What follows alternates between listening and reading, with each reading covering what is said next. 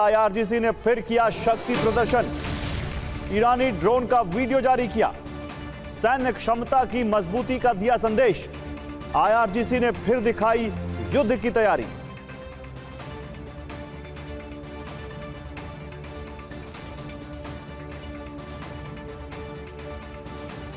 तो देखिए, ईरान ने अपना एयर स्पेस बंद किया है। बड़ी खबर, खामनेई के सुपुर्दे खाक होने तक यह एयर स्पेस बंद रहेगा।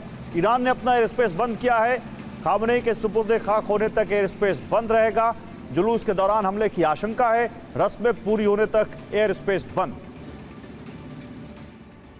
तो तेहरान में खामनेई की याद में सिसकियों के बीच एक आक्रोश का तूफान भी उठता दिखा है। जिस वक्त खामनेई के जनाजे पर आयतें पढ़ी जा रही थी, इबादत की जा रही थी, एक आयत ठीक उसी वक्त पढ़ी गई जब सऊदी अरब का प्रतिनिधिमंडल श्रद्धांजलि दे रहा था। यह ईरान की ओर से अमेरिका समेत इजराइल को भेजा गया डेडलाइन का अलार्म था। ईरान दुनिया को बताना चाह रहा था कि उसके पास अदृश्य ताकतें हैं जो किसी भी नक्शे को पलटने का दम रखती हैं। यानी ईरान में सिसकियों से परे एक चिंगारी भड़क रही है जो कभी भी जंग में बदल सकती है और उसी हिसाब से हावी हो सकती है जैसे बद्र में 1400 साल पहले दुश्मन को कुचल दिया था। ऐसी रिपोर्ट सामने आई है कि इजरायली प्रधानमंत्री इस आक्रोश का फायदा उठाकर ईरान युद्ध का फ्रंट एक बार फिर खोलने की तैयारी में है। जबकि आक्रोशित ईरान ने भी संदेश दिया है कि ईरान जंग के लिए तैयार है। ईरान ने यह संदेश सऊदी अरब के जरिए भेजा है। तो ईरान बद्र मॉडल के जरिए हमला कर सकता है जिससे युद्ध का दूसरा चरण शुरू हो सकता है। अभी ईरान के पास 9 लाख सैनिक हैं, जबकि प्रॉक्सी गुट हूती के पास 2.5 लाख लड़ाके हैं और हिजबुल्लाह के पास 1 लाख से ज्यादा की तादाद है। हमास के पास भी 20,000 से ज्यादा की फोर्स है। इसके अलावा सीरिया, इराक में सक्रिय दूसरे प्रॉक्सी गुटों में 2 लाख के करीब सैनिक हो सकते हैं। कुल मिलाकर ईरानी गुट के पास करीब 14 लाख सैनिकों की संख्या है, जो अमेरिका के गुट के सामने आधे से भी कम है। अभी अमेरिका के पास कुल 21 लाख सैनिक हैं, जबकि इजराइल के पास 6.5 लाख सैनिकों की संख्या है। अमेरिका के सहयोगी अरब देशों के पास 9.5 लाख सैनिक हैं और सभी को मिलाया जाए तो यह संख्या 37 लाख हो जाती है। इतनी संख्या के सामने ईरान का टिकना मुश्किल है, लेकिन ईरान को भरोसा है बद्र मॉडल के जरिए वो दुश्मन को धूल चटा सकता है। जिस बद्र की जंग का जिक्र कुरान पाक की आयत में है, वो बद्र जगह अब सऊदी अरब में पड़ती है। बद्र की लड़ाई इस्लामिक इतिहास की सबसे महत्वपूर्ण सैन्य जीत मानी जाती है। यह जंग 624 ईस्वी में लड़ी गई थी। मदीना के पास बद्र नामक जगह पर यह युद्ध हुआ था, जिसमें एक तरफ मुस्लिम सेना में केवल 313 सैनिक थे, जबकि उनके सामने मक्का के कुरैश कबीले की सेना करीब 1000 सैनिकों की थी, जिसमें असमानता के बावजूद मुस्लिम सेना ने एक निर्णायक जीत हासिल की। इसे इस्लाम में अल्लाह की मदद से जीत के प्रतीक के रूप में देखा जाता है। गम में डूबे ईरान के हालात का फायदा उठाकर इजराइल ने कई फ्रंट पर हमले शुरू कर दिए। वेस्ट बैंक में स्पेशल ऑपरेशन शुरू कर दिया है, जिससे ईरान को सीधा चैलेंज किया है। वेस्ट बैंक में एक कैफे को टारगेट किया। वेस्ट बैंक में नया मिशन शुरू किया है, जहां कैफे में आईडीएफ ने अंधाधुंध गोलीबारी की। इस दौरान प्रॉक्सी लड़ाकों की घेराबंदी के लिए नेबुलस के कैफे की घेराबंदी की।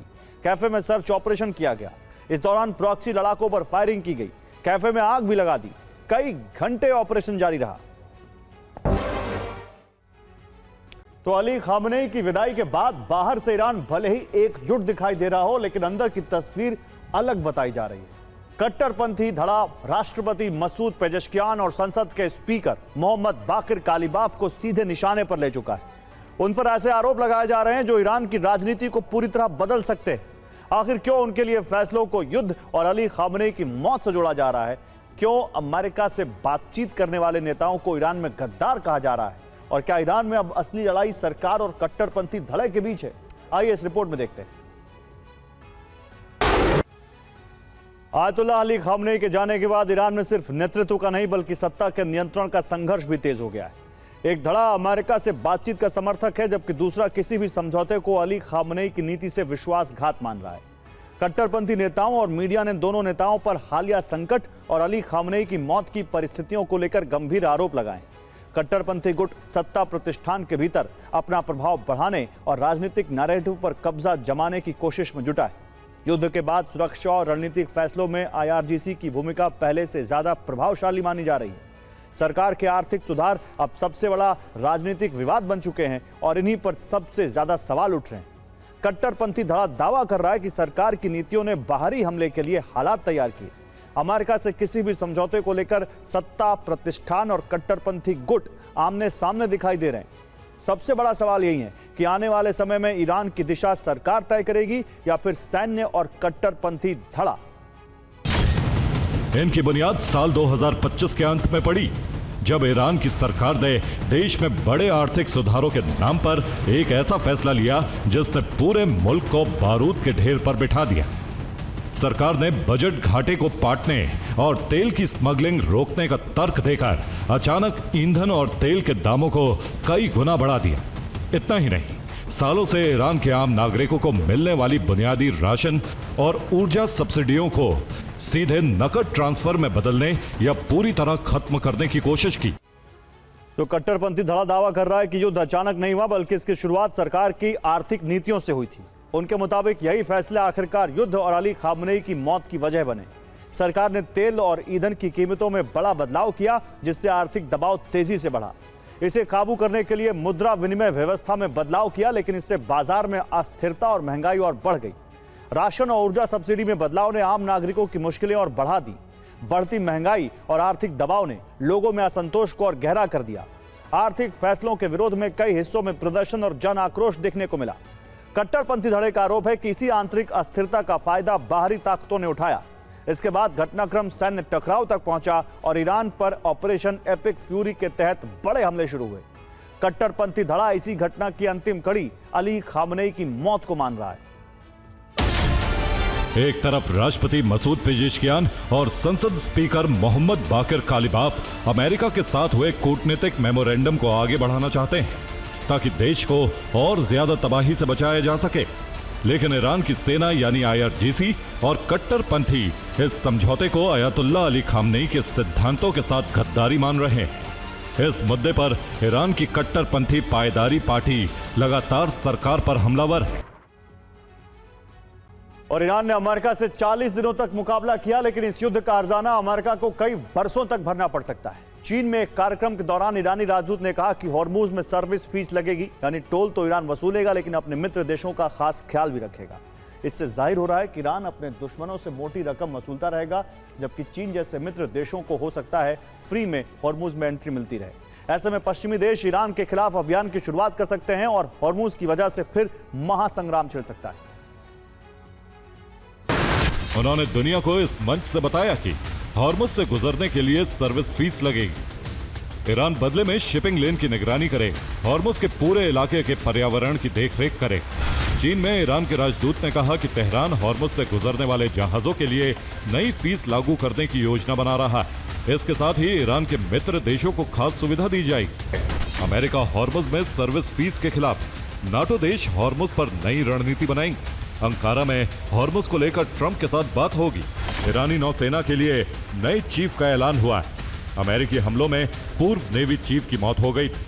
पूर्व चीफ अली रेजा तंगसीरी की मार्च में मौत हुई थी। और हॉर्मुज पर नियंत्रण के लिए जरूरी है कि जहाजों के पास कोई दूसरा विकल्प ना हो।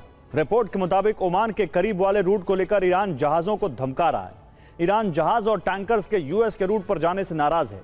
जहाजों को हमले की चेतावनी दी जा रही है, जिसकी वजह से शनिवार को 2 कार्गो जहाज अमेरिका के रूट पर आगे बढ़ने की बजाय वापस लौट गए। अमेरिका के नए रूट पर ईरान की पैनी नजर रहती है। जैसे ही कोई जहाज इस रूट से हॉर्मुज की ओर बढ़ता है, ईरान धमकी देने लगता है, जिससे जहाज का कप्तान डर जाता है।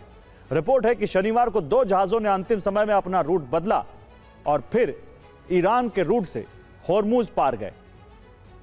ईरान नियम तोड़ने वालों को हमले की धमकी दे रहा है। ईरान बाब अल मंदेब को भी बंद कर सकता है। दुनिया में तेल की बहुत बड़ी दिक्कत हो सकती है। ईरान को चुनौती देने वालों को यह याद रखना चाहिए। ईरान बड़े युद्धपोत तो जंग में गंवा चुका है, लेकिन स्पीड बोट्स की ताकत बरकरार है। ईरान के पास ज़ुल्फ़ागर क्लास के बोट हैं जो समुद्र में 100 किलोमीटर प्रति घंटे की रफ्तार से चलते हैं और इस पर कोसर या नासिर जैसी 2 कम दूरी की एंटी शिप क्रूज मिसाइलें लगी होती हैं। ईरान के पास सिराज श्रेणी के बोट भी हैं। ये 110 से 130 किलोमीटर प्रति घंटे की रिकॉर्ड गति पकड़ सकती हैं। इस पर मल्टीपल रॉकेट लॉन्चर और भारी मशीन गन लगी होती हैं। ऐसे बोट्स के अलावा मेहंदी श्रेणी के नेवल ड्रोन भी हैं। ये एक मानव रहित रिमोट कंट्रोल बोट है। इसे दूर से नियंत्रित करके दुश्मन के बेड़े जहाजों से टकराकर आत्मघाती विस्फोट किया जाता है। ईरान की नेवी के पास रजब मॉडल की बोट भी है। ईरान की ये बोट समुद्र में 185 किलोमीटर प्रति घंटे की रफ्तार से चलती है और इस पर 2 क्रूज मिसाइलें लोड हो सकती हैं। छोटी सी दिखने वाली ये बोट 700 किलोमीटर रेंज वाली मिसाइलों से हमले करने में सक्षम है। ईरान की बोट्स पर नस्र मिसाइल, कोसार मिसाइल, कादिर और जाफर जैसी मिसाइलों की तैनाती की गई है। अब ईरान ने अपनी मॉस्किटो फ्लीट पर अबू मेहदी मिसाइलों की तैनाती कर दी है। अबू मेहदी मिसाइल की रेंज 1000 किलोमीटर है और यह बेहद शक्तिशाली मिसाइल है।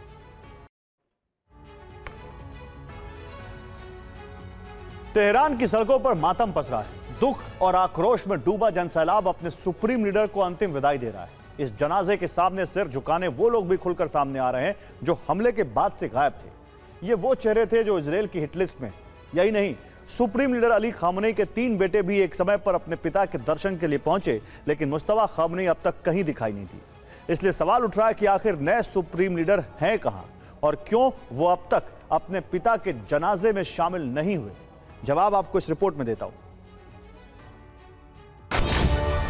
कि ईरान के कमांडर किसी से नहीं डरते, जिसमें पहली वजह है जान का खतरा, क्योंकि खुफिया रिपोर्ट्स में दावा किया गया है कि मुस्तफा खामनेई इस वक्त इजराइल के नंबर 1 टारगेट। मोसाद की हिट लिस्ट में उनका नाम सबसे ऊपर है। इसीलिए मुस्तफा खामनेई को अज्ञात और अभेद्य बंकर में रखा गया।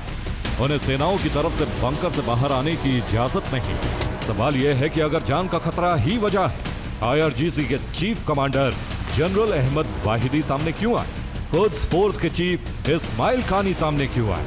खत्म अल अंबिया के कमांडर अली अब्दुल्लाही सामने क्यों आए? एयर स्पेस फोर्स के चीफ माजिद मुसावी सामने क्यों आए? और दूसरी वजह है मुस्तफा खामनेई की स्थिति क्या है, क्योंकि पश्चिमी जगत की रिपोर्ट बताती है कि मुस्तफा खामनेई भी हमले में गंभीर रूप से घायल हुए थे। उनके अनुसार मुस्तफा खामनेई अपाहिज हो चुके थे। तो क्या वो अब तक स्वस्थ नहीं हो पाए? क्या उनकी हालत ऐसी नहीं है कि वो सार्वजनिक रूप से सामने आ सकते?